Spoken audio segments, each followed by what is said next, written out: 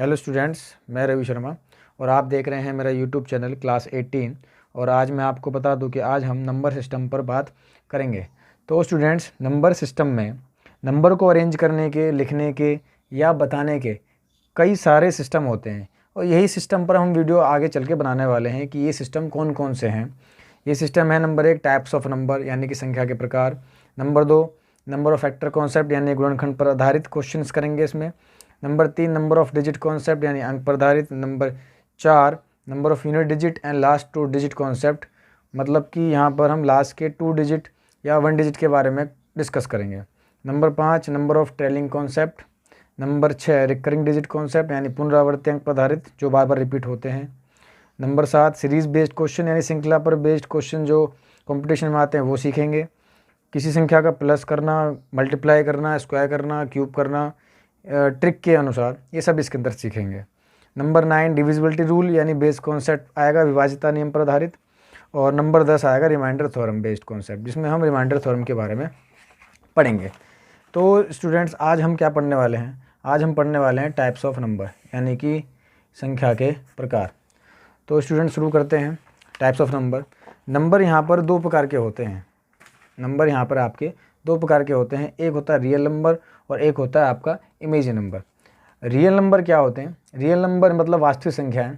वे number जिनको number line पर लिखा जा सकता है उसे हम रियल नंबर कहते हैं। जैसे कि एग्जाम्पल के लिए अगर आप ध्यान दें, जैसे 2 दे दिया तो यहाँ 2 यहाँ पे शो किया जा सकता है एज एग्जाम्पल 3/2। अब 3/2 को हम क्या ले सकते हैं? 1.5, और 1.5 आपका यहाँ आएगा तो इसको हम नंबर लाइन पे शो कर सकते हैं। एज एग्जाम्पल 0.5 नेगेटिव, तो नेगेटिव 0.5 कहाँ जाएगा आपका? यहाँ जाएगा, तो ये क्या हो गया? माइनस का 0.5। तो ऐसे नंबर जिनको हम नंबर लाइन पे दिखा सकते हैं वो हमारे रियल नंबर होते हैं। देन दूसरा हम क्या पढ़ने वाले हैं? Imagine number. इमेजिन नंबर मतलब काल्पनिक संख्याएँ। वो नंबर जिनको नंबर लाइन पर नहीं लिखा जा सकता वो काल्पनिक संख्याएँ कहलाती हैं, या आप ये कह सकते हैं कि जिनके स्क्वायर रूट नेगेटिव होते हैं। जैसे एग्जाम्पल √-7, √-11, √-23। तो ये सब क्या है? इमेजिन नंबर है।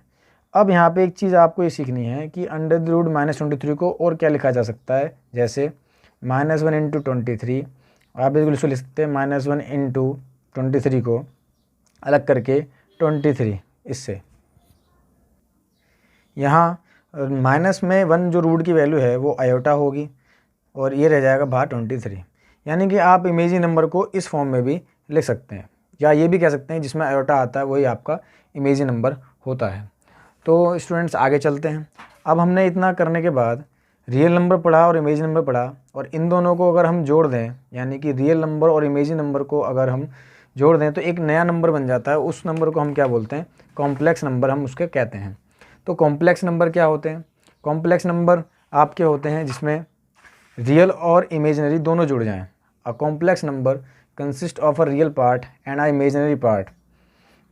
वास्तविक और काल्पनिक संख्या भाग के योग को हम सममित संख्या कहते हैं।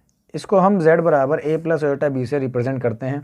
इसमें ये वाला पोर्शन रियल पार्ट होता है यानी वास्तविक भाग, और ये वाला पोर्शन इमेजिनरी पार्ट होता है मतलब काल्पनिक भाग। आप रियल यहाँ कंडीशन में कॉम्प्लेक्स नंबर को आप z या c से भी रिप्रेजेंट कर सकते हैं, यानी z = 2 + 3 i, c = 3 - 4 i। Competition में थोड़ा कभी कभार ये भी पूछा गया है कि मापांक क्या होता है। मापांक क्या होता है यानी मैग्नीट्यूड। मापांक को हम z बार से शो करते हैं और उसका फॉर्मूला होता है √a² + b²। It's mean as it is, अगर मैं ये एग्जांपल ले लूँ तो a की वैल्यू 3 है और b की वैल्यू -4, यानी 3 का स्क्वायर प्लस -4 का होल स्क्वायर। इट्स मीन 3 का स्क्वायर 9 + 4 का स्क्वायर 16, यानी √25 = 5। तो ये इसका मापांक आप निकाल सकते हैं। इसके अलावा और भी अगर इसमें कुछ चीज़ें जॉइंट की जा सकती हैं, जैसे कि आयोटा की वैल्यू क्या थी? -√1, और अगर आयोटा का स्क्वायर कर दिया जाए तो ये -1 आ जाएगा। आयोटा का अगेन स्क्वायर कर दिया जाए यानी पावरफुल हो जाए तो प्लस का 1 हो जाएगा। अब इतना करने के बाद आप आयोटा क्यूब की वैल्यू भी निकाल सकते हैं। तो आयोटा क्यूब को ले सकते हैं आयोटा स्क्वायर इंटू आयोटा, यानी आयोटा स्क्वायर की वैल्यू क्या होगी? -1 × आयोटा। इट्स मीन माइनस के आयोटा। तो ये आपका कॉम्प्लेक्स नंबर हो गया। तो कॉम्प्लेक्स नंबर के बाद हम आगे चलते हैं रियल नंबर। तो रियल नंबर के बारे में हम बात करेंगे। तो रियल नंबर यहाँ पर आपके दो टाइप के होते हैं। कौन कौन से? एक होता है डेसिमल और एक होते हैं आपके इंटीजर्स। डेसिमल यानी कि दशमलव रूप में, जैसे 0.2, 0.3, 0.4 इस तरह से। और इंटीजर नेगेटिव भी होते हैं, पॉजिटिव भी होते हैं। अब मैंने इसको कुछ इस तरह से रिप्रेजेंट किया कि यहाँ पर हमने बोला कि रियल नंबर डेसिमल इंटीजर ना होकर के रियल नंबर तीन पार्ट में इंटरेक्ट होंगे, जैसे कि रैशनल नंबर, इरेशनल नंबर और इंटीजर्स। तो यहाँ हम क्या करने वाले हैं? यहाँ पर हम ये सीखने वाले हैं कि डेसिमल को कैसे रैशनल और इरेशनल में हमने कन्वर्ट कर दिया। रियल नंबर दो तरह के, डेसिमल, इंटीजर, बट डेसिमल को कन्वर्ट किया रैशनल और इरेशनल में। तो इट्स मीन रियल नंबर जो है वो तीन टाइप के हो गए, एक आपका रैशनल नंबर, इरेशनल नंबर और एक आपका इंटीजर्स। तो ज़रा आप डेसिमल के बारे में पढ़ते हैं कि डेसिमल क्या कहता है। तो ध्यान दीजिए, डेसिमल नंबर दो तरह के होते हैं। डेसिमल मतलब दशमलव नंबर भी दो तरह के होते हैं। एक टर्मिनेटिंग होता है डेसिमल यानी कि शांत दशमलव, एक होता है नॉन टर्मिनेटिंग डेसिमल मतलब अशांत दशमलव। तो अब अगर आप इसके बारे में बात करते हैं टर्मिनेटिंग डेसिमल के बारे में, तो टर्मिनेटिंग डेसिमल मतलब जो रुक जाएं। टर्मिनेट मतलब कि जो रुक जाएं। जैसे कि एग्जाम्पल अगर आप समझें तो एग्जाम्पल में क्या लेंगे कि 0.15 या 0.375 या 0.91287। तो ये सब क्या हैं आपके? ये सब टर्मिनेटिंग डेसिमल हैं, क्योंकि आप देखेंगे तो एक पॉइंट के बाद रुक जाते हैं। 0.15 रुक गए, 0.375 ये रुक गया, 9 पॉइंट के बाद 91287 ये रुक गया। तो ये सब क्या टर्मिनेटिंग डेसिमल है। अब बात आती है नॉन टर्मिनेटिंग में। तो नॉन टर्मिनेटिंग में क्या होंगे? जो रुकते नहीं हैं। जैसे एग्जांपल 0.77777 डॉट डॉट डॉट चलता रहेगा, 0.1831645 चलता रहेगा। तो ये सब क्या है? हमारे एग्जांपल हैं नॉन टर्मिनेटिंग के। बट इसमें ये बात भी देखनी होगी कि नॉन टर्मिनेटिंग भी दो तरह के होते हैं। एक होता है रिपीटिंग डेसिमल में आएगा और एक आएगा नॉन रिपीटिंग में। तो रिपीटिंग के अंदर हम कैसे एग्जांपल देखेंगे कि रिपीटिंग नॉन टर्मिनेटिंग डेसिमल क्या होते हैं? जो अपनी वैल्यू को रिपीट करते हैं, जैसे 0.666666 डॉट डॉट डॉट या फिर 0.84848484। ये रिपीटेड होते हैं, मतलब कि अपनी वैल्यू को रिपीट करते रहते हैं। नॉन रिपीटिंग में आएंगे तो अपनी वैल्यू को रिपीट नहीं करेंगे। जैसे एग्जांपल 0.3187646812 डॉट डॉट डॉट, या आप पाई भी बोल सकते हो 3.14567 डॉट डॉट डॉट, या फिर √11 या रूट की 3 वैल्यूज़। ये सब क्या हैं? आपके नॉन रिपीटिंग में इन्वॉल्व हो जाते हैं। तो अगर आप इस चीज़ को अगर ध्यान से एनालाइज करेंगे, चेक करेंगे, तो आपने क्या देखेंगे कि ये जो नंबर हैं 0.15, इसको आप लिख सकते हैं, क्या लिख सकते हैं? 15/100। क्या लिख सकते हैं? 15/100। तो 15/100 लिख सकते हैं। तो यहाँ पर क्लियर सी बात है कि इसको अगर आप कैंसिल करेंगे तो ये आपको मिलेगा 3/20, और 375 अपॉन आप लिखेंगे से 1000 कैंसिल करेंगे तो आएगा 3/8, और इसको लिखेंगे तो 91287 अपॉन 100000। ठीक, तो ये सब क्या है? ये P/Q फॉर्म में है। ये सब क्या है? आपके P/Q फॉर्म में है। और जो P/Q फॉर्म में होते हैं उनको हम क्या कहते हैं? उनको हम रैशनल नंबर्स कहते हैं। ये सब P/Q फॉर्म में है, इसलिए ये सारा जो टॉपिक है वो क्या कहलाएगा? रैशनल नंबर कहलाएगा। रैशनल नंबर, और रैशनल नंबर को हिंदी में बोलते हैं हम परिमेय संख्या। क्या कहते हैं? परिमेय संख्या। इसी चीज़ को अगर हम आगे देखते ध्यान से तो 0.666 इसका मीनिंग क्या होगा? 0.6 बार यानी कि 6/9। और इसको देखेंगे तो जाएगा 84 बार, 0.84 बार यानी कि इसको आप लिखेंगे 84/99। तो ये भी अगर आप ध्यान से देखें तो ये भी P/Q फॉर्म में है और ये भी P/Q फॉर्म में है। तो इट्स मीन इसका मतलब ये हुआ कि नॉन टर्मिनेटिंग के अंदर रिपीटिंग वाला जो पार्ट होता है, नॉन टर्मिनेटिंग के अंदर रिपीटिंग वाला पार्ट होता है, वो भी एक क्या होगा? रैशनल नंबर होगा। तो सिर्फ क्या रह गया आपका? सिर्फ आपका रह गया नॉन रिपीटिंग। तो नॉन रिपीटिंग जो है आपका क्या होगा? वो इरेशनल नंबर होगा। क्या होगा वो आपका? इरेशनल नंबर, जिसको हम हिंदी में क्या बोलते हैं? अपरिमेय संख्या, अपरिमेय संख्या।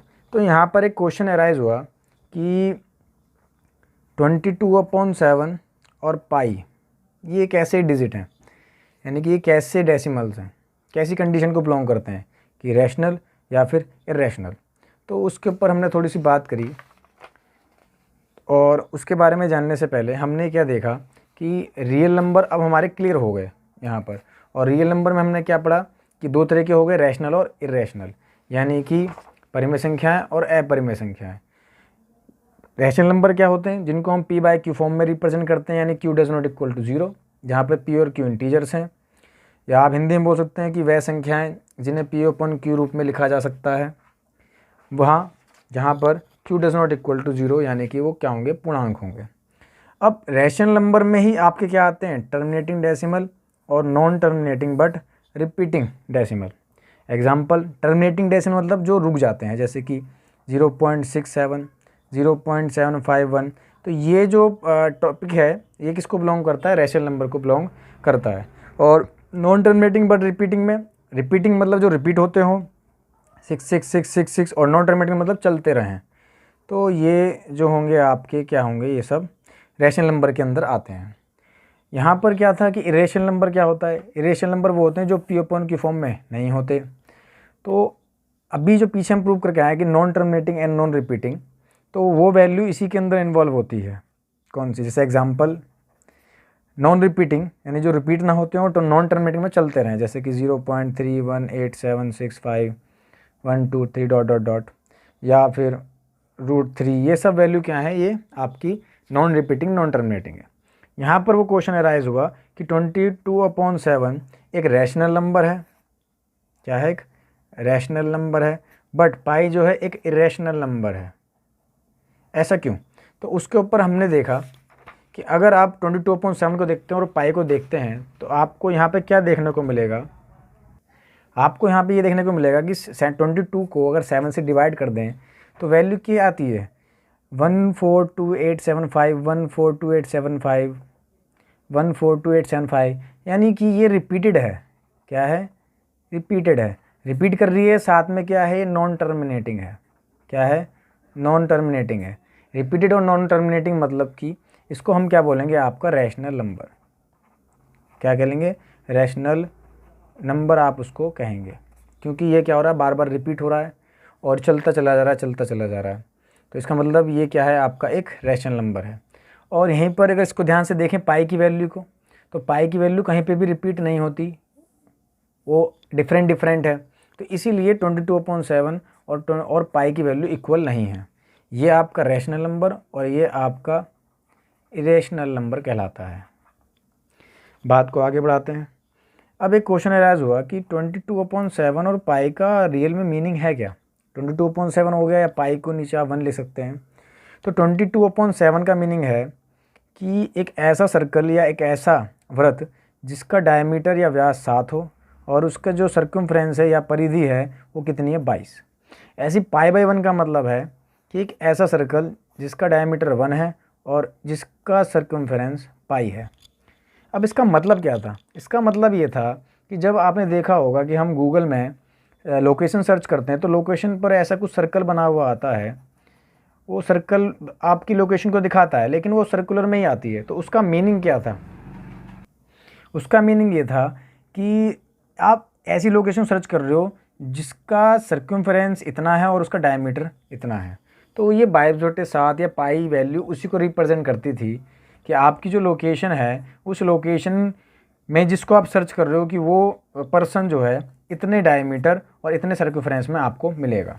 तो ये चीज़ 22/7 और पाई को बिलोंग करती थी। तो आगे चलते हैं बेटा, आगे चलते हैं तो हमें क्या मिलेगा, इंटीजर्स मिलेंगे। क्या मिलेंगे, इंटीजर्स मिलेंगे।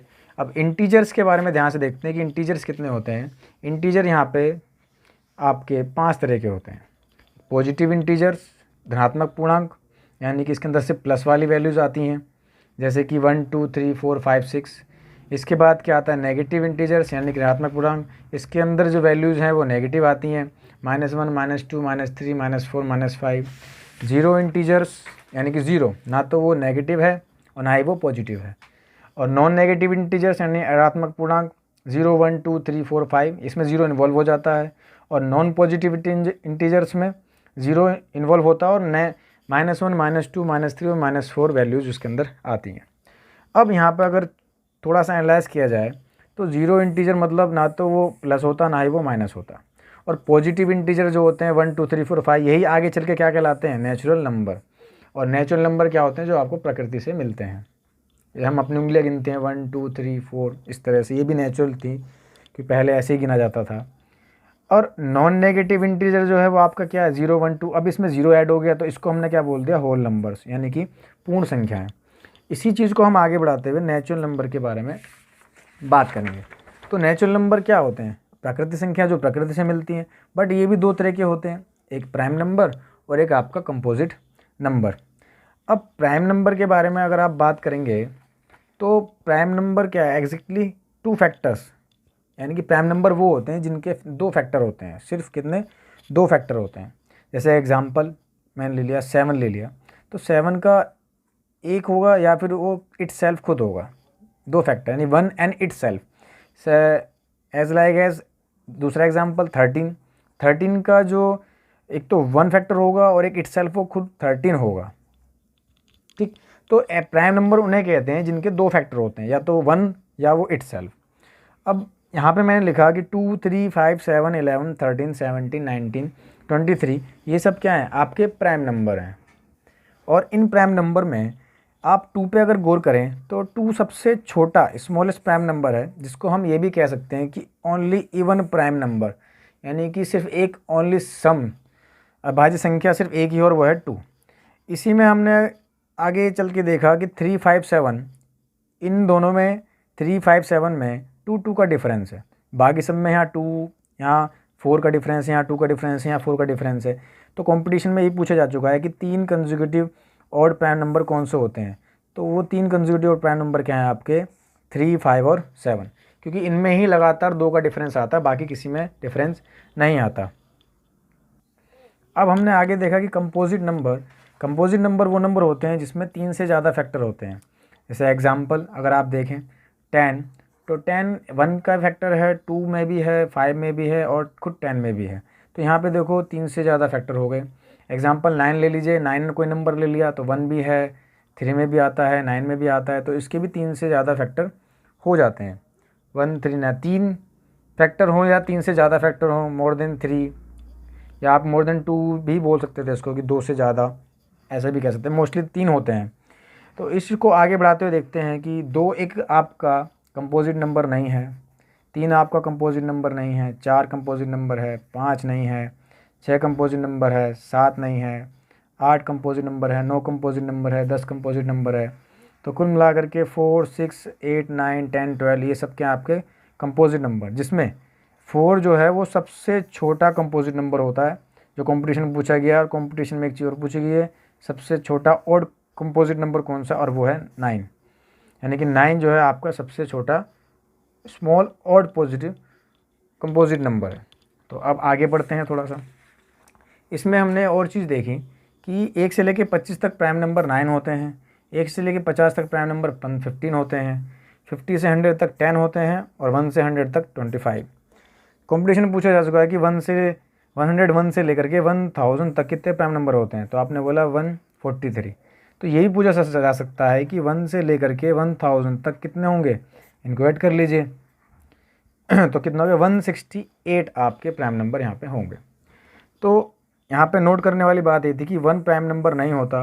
1 प्राइम नंबर क्यों नहीं होता, क्योंकि अगर आप 1 के फैक्टर करेंगे तो 1 तो खुद इट सेल्फ हो गया, और दूसरा यहाँ पे कंडीशन बनती नहीं है, इस वजह से 1 प्राइम नंबर नहीं होता, क्योंकि उसके 2 फैक्टर होने चाहिए। तो एक तो खुद हो गया, और इट सेल्फ भी कैसे हो जाएगा, पॉसिबल नहीं है। एक क्वेश्चन अराइज हुआ कि 3 डिजिट का सबसे छोटा प्राइम नंबर क्या है, 101 है, एक क्वेश्चन है फिर एक शॉर्ट ट्रिक अराइज की गई यहाँ पर, 6n+1 या 6n+5।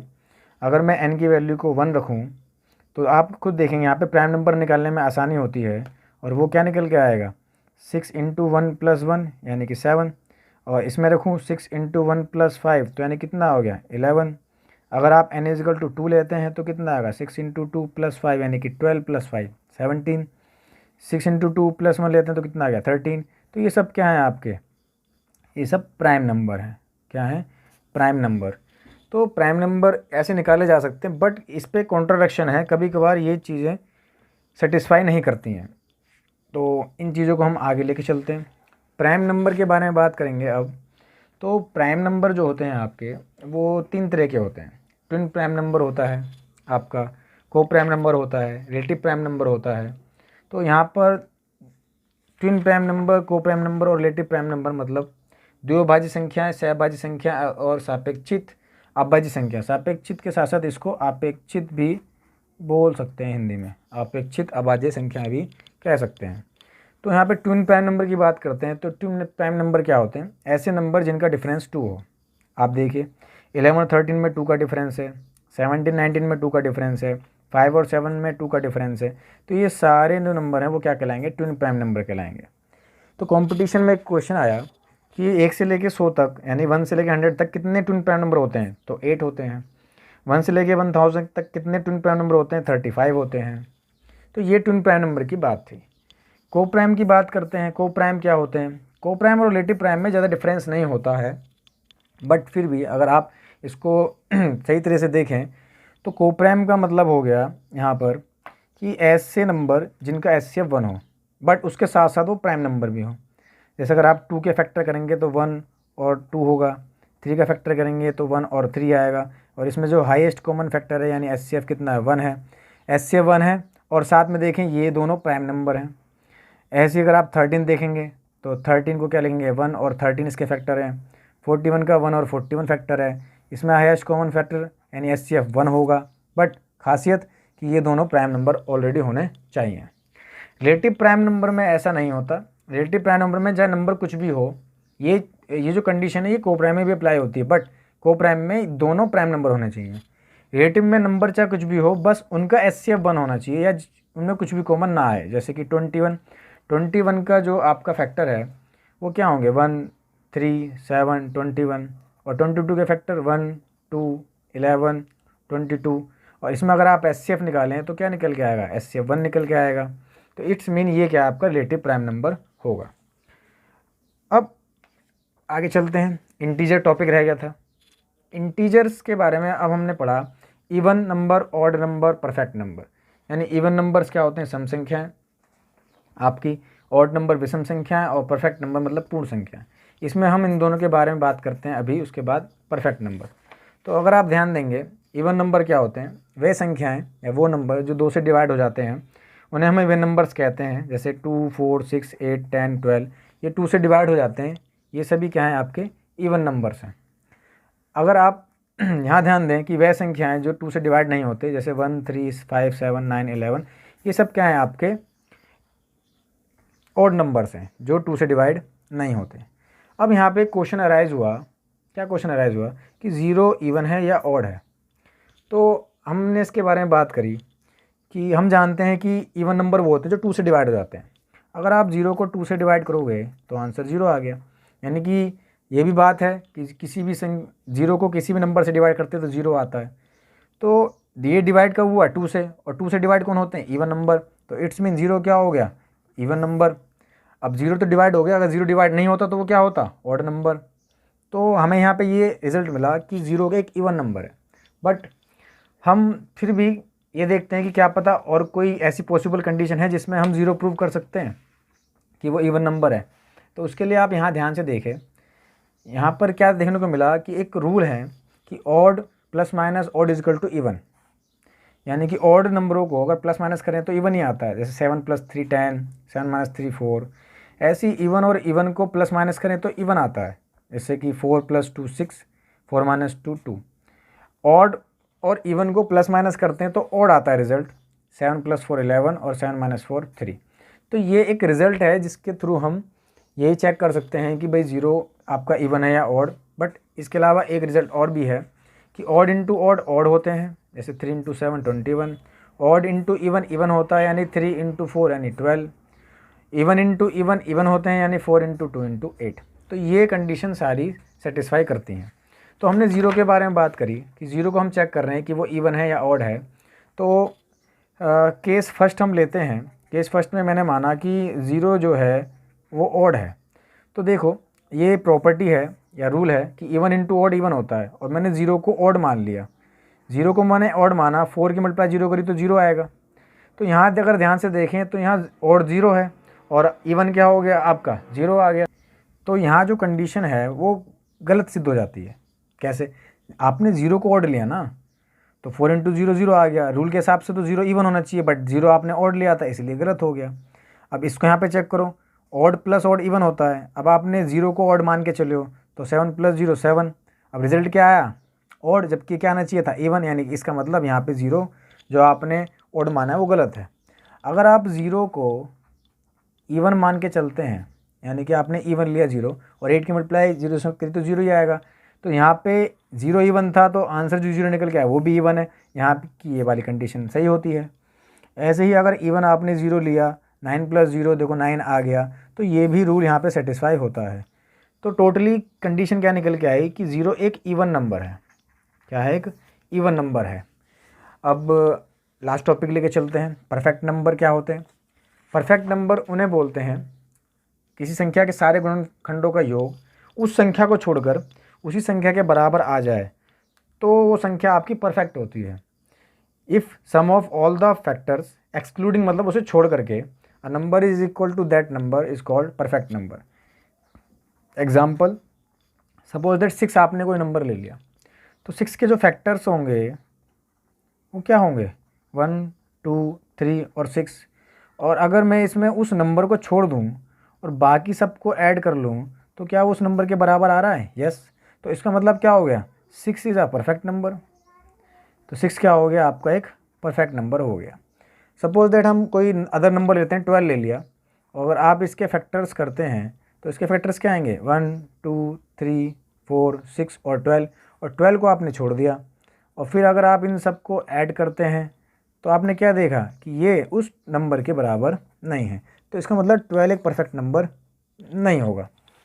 ऐसे ही एक 28 लेते हैं। 28 के जो फैक्टर हैं 1 2 4 7 14 और 28 हैं।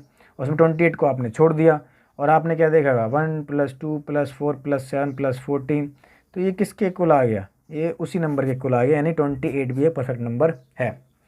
तो कंपटीशन में इसके बारे में पूछा गया कि कौन कौन से परफेक्ट नंबर होते हैं।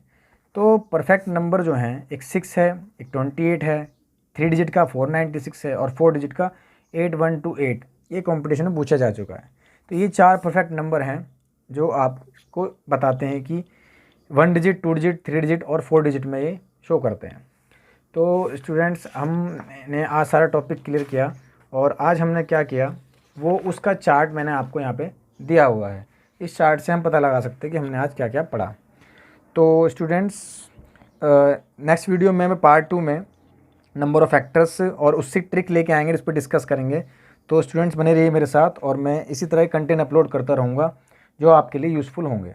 Thank you so much. Please like, subscribe and share my video.